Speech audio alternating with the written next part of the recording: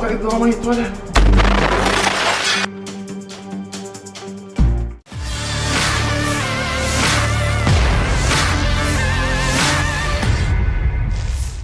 Brigade Al-Qassam merilis rekaman detik-detik pejuangnya menembaki sebuah rumah di kawasan Al-Qasaib di Kem Jabalia. Rumah yang menjadi target Al-Qassam tersebut diduga dijadikan tentara Israel sebagai tempat bersembunyi. Rekamannya beredar di Telegram pada Rabu 27 Desember 2023. Dalam keterangan unggahan disebutkan, inilah adegan penargetan pasukan khusus Israel yang bersembunyi di sebuah rumah di kawasan Al-Qasaib di Kem Jabalia. Selain merilis rekaman penyerangan, pejuang Brigade Al-Qassam juga memamerkan rekaman saat tentara Israel menarik kendaraannya yang keok setelah terkena serangan. Inilah adegan saat pasukan Israel menarik salah satu kendaraannya di daerah Tal Al-Zatar, jelas narasi unggahan. Rekamannya pun menuai berbagai komentar dari warganet.